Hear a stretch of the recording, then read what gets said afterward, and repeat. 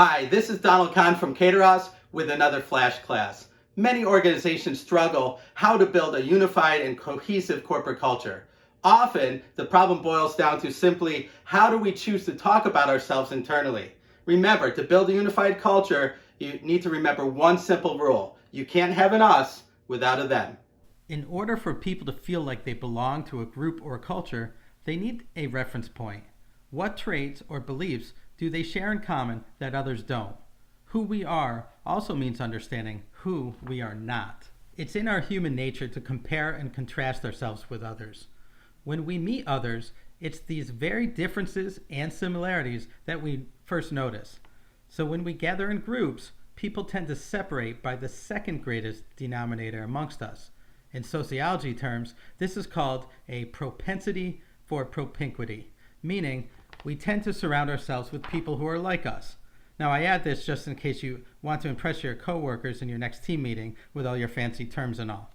Anyhow, understanding the basic us versus them concept is essential when managing your talent and workforce. When your employees feel connected and part of your culture, they'll engage actively. And as you'd expect, those feeling disconnected are those who disengage and make your life far more miserable.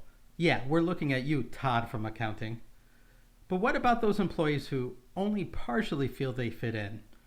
It's estimated that over 50% of the workforce stays neutral in the workplace, neither engaged nor disengaged. They're pretty much just going through the motions on the job just to collect their paycheck. They also try to minimize any qualities they possess that may make them stand out as different amongst their peers. This us versus them concept should especially be in the forefront of your mind when you're communicating with your employees internally. There's two perspectives to think about with your corporate communications. The first is internally focused. This is where you primarily talk about what's happening inside your company, updates on your departments, employees, business initiatives, etc. This is called the mirror, since you're essentially just talking about yourselves to yourselves. The other is called the window. These are communications that compare and contrast your organization to external references. What's happening in your marketplace, with your competitors and clients? What makes you unique and differentiated from others? When we look at all the communications created by organizations out there, such as the content you might find on company intranets and company-wide emails, etc., we see that the vast majority of these messages focus on the mirror and are internally focused. Now let's put that 84% into an us and them perspective. When you are always highlighting internal updates, what one department is doing versus another, sharing photos of cool events the Scranton team attended and you didn't, wearing t-shirts from just your division's summer picnic, you're defining the us and them internally. Despite your best intentions, you may be dividing your company into subgroups and silos. If, however, you're continually pointing out in your communications how your company compares to that of external references, you're helping to define the us as your whole company. Sure, we may not all be the same, but we definitely have more in common together than we do with others who do not work with us. These window messages can highlight how your products stack up against your competition, your unique business mission, maybe the custom blue color of your office furniture, or the fact that only your company celebrates Bring Your Cat to Work Day. By focusing on these type of communications, you're defining the us as the whole of your company and the them as those unfortunate souls who don't work for your great organization. Keep this concept in mind when you're planning your diversity and inclusion initiatives as well. Is your diversity communication strategy just essentially highlighting various subgroups of your workforce?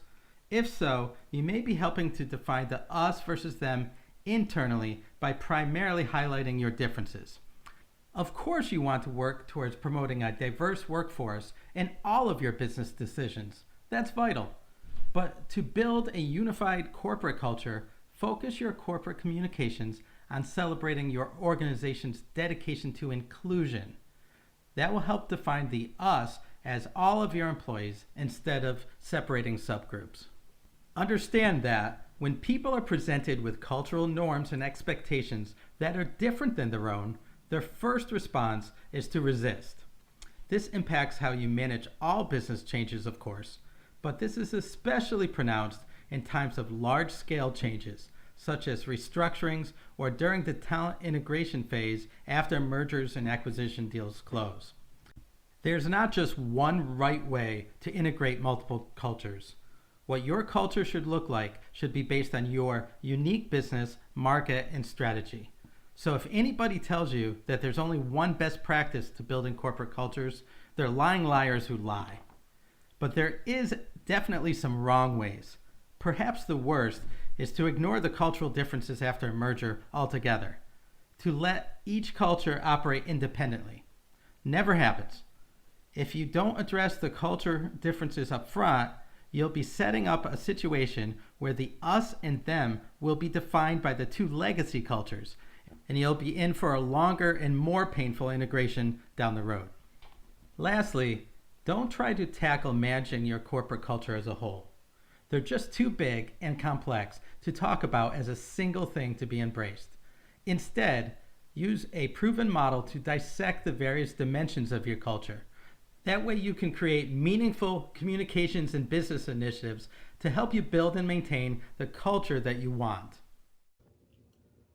So that's it. When you're building corporate communications or business initiatives around corporate culture, keep it simple and remember the us versus them rule.